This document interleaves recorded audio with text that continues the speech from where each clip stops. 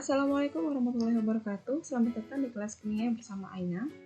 Pada kesempatan kali ini kita akan belajar tentang hidrolisis garam yang ada pada kelas 11 semester 2. Dimulai dengan pengertian hidrolisis garam. Hidrolisis garam adalah terurainya garam dalam air yang menghasilkan asam dan basa. Jadi, jika garam bereaksi dengan air, maka dia akan menghasilkan asam dan basa.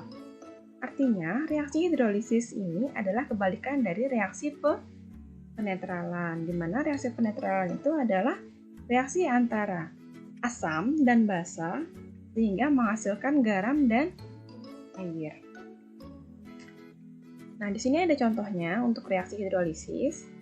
NaCN bereaksi dengan air H2O akan menghasilkan NaOH dan HCN. Nah, di sini ada tabel asam basa, ada asam kuat, ada asam lemah, kemudian ada basa kuat, dan ada basa lemah. Ini silahkan dilihat sendiri ya. Kemudian kita lanjut, jenis hidrolisis itu dibagi menjadi dua. Yang pertama itu ada hidrolisis parsial atau disebut juga dengan hidrolisis sebagian. Nah, hidrolisis parsial ini terjadi pada garam yang kation atau anionnya saja yang terhidrolisis. Apa itu kation, apa itu anion? Nah, mungkin kalian masih ingat ya, di sini ada kation itu adalah ion positif dan anion adalah ion negatif. Nah, jika pada suatu reaksi hidrolisis itu hanya kationnya yang terhidrolisis, maka garamnya akan bersifat asam. Di sini ada contohnya NH4Cl.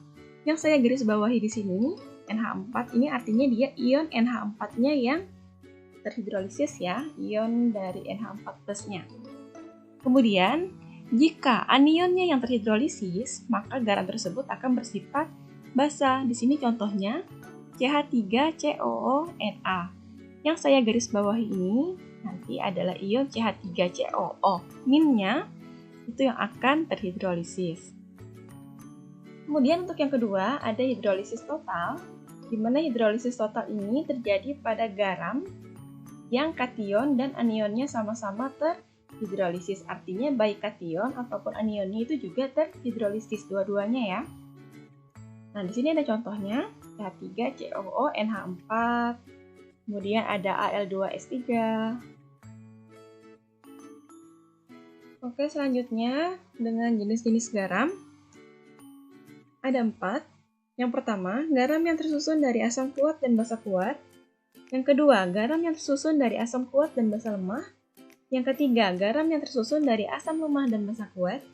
Dan yang keempat, garam yang tersusun dari asam lemah dan basa lemah. Kita bahas satu-satu. Yang pertama, dimulai dari garam yang tersusun dari asam kuat dan basa kuat. Karena dia sama-sama kuat antara asam dan basanya, maka nanti sifat garamnya itu sifatnya adalah netral. Nah, karena dia netral, maka pH-nya itu sama dengan 7. Nah, di sini ada garam yang tersusun dari asam kuat dan basa kuat tidak dapat terhidrolisis. Mengapa? Nah, ini ada penjelasannya. Karena garam yang tersusun dari asam kuat dan basa kuat memiliki kation dan anion yang tidak akan terhidrolisis bila direaksikan dengan air. Nah, ada contohnya di sini, K2SO4 ini adalah garam. Kan tadi sudah diungkit ya, garam itu terbentuk dari asam dan basa. Nah, jadi kita cek garam K2SO4 ini, asam dan basa pembentuknya itu apa? Kita cek di tabel asam basa ya. Nah, kan tadi garamnya adalah K2SO4. Kita cek di sini K2SO4. K2SO4. Nah, di sini ada KOH. Ya, KOH. Kemudian ada H2SO4. Sekarang kita kembali ke yang tadi. Nah, di sini ada K2SO4. Artinya, K yang ini dia berasal dari KOH, basa ya. Kemudian SO4 ini berasal dari H2SO4. Nah, di tabel tadi, KOH itu masuk dalam kategori basa kuat. Sedangkan H2SO4 itu masuk dalam asam kuat. Nah, karena dia sama-sama kuat, maka dia sifatnya adalah netral. Artinya tidak terjadi peristiwa hidrolisis. Karena dia netral, maka pH-nya sama dengan 7.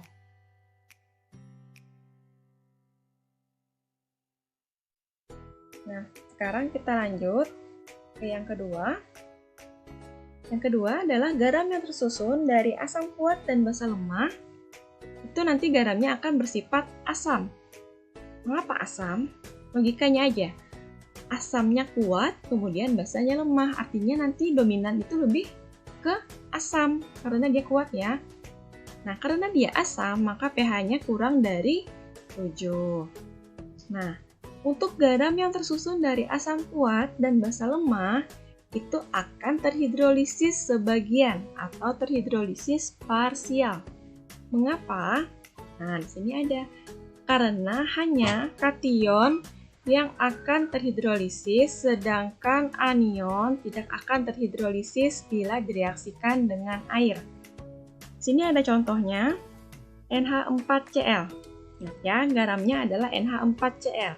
Sekarang kita cek di tabel asam basa. Nah, NH4Cl. Cl, cari Cl. Nah, ini ada Cl.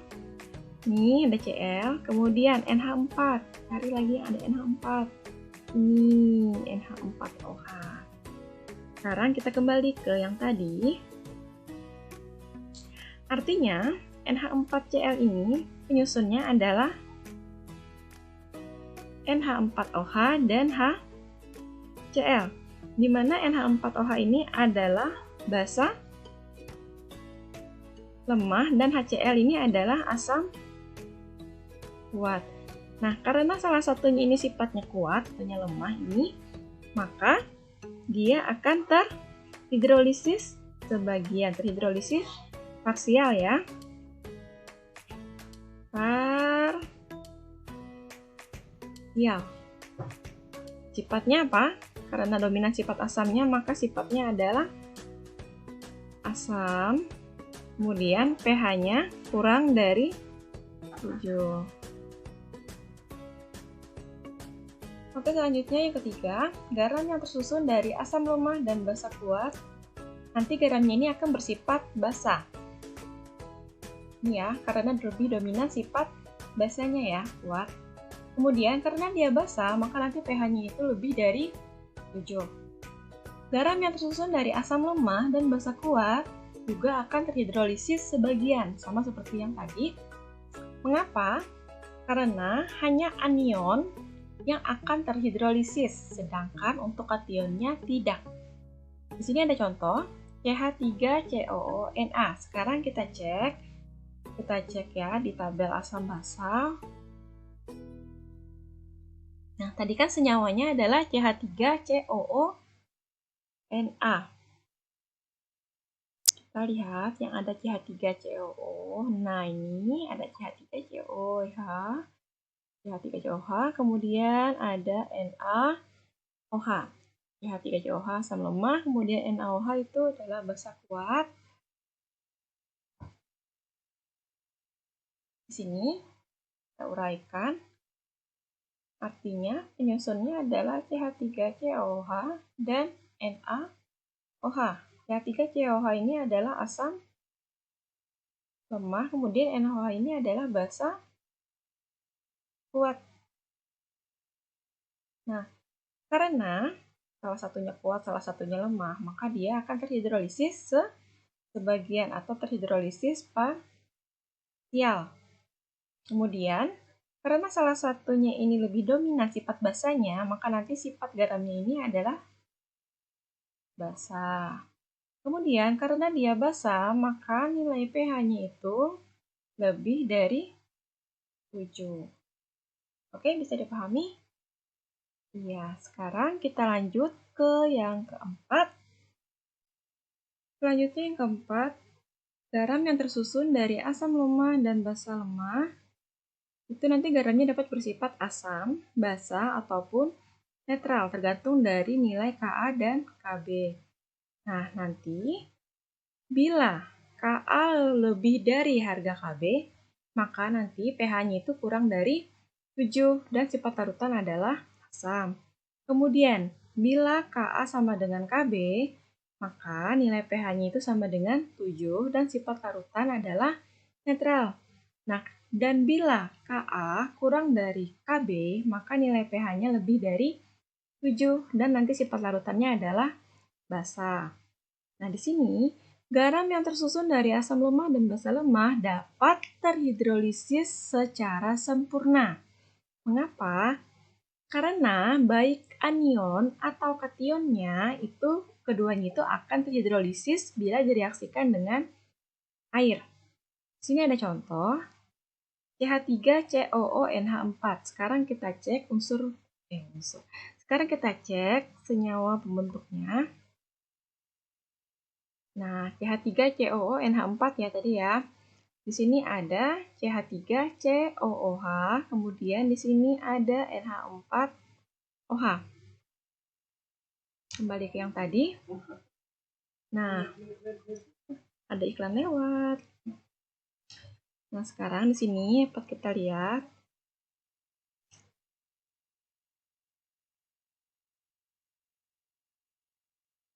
CH3COH dan NH4OH. Ini penyusunnya tadi ya.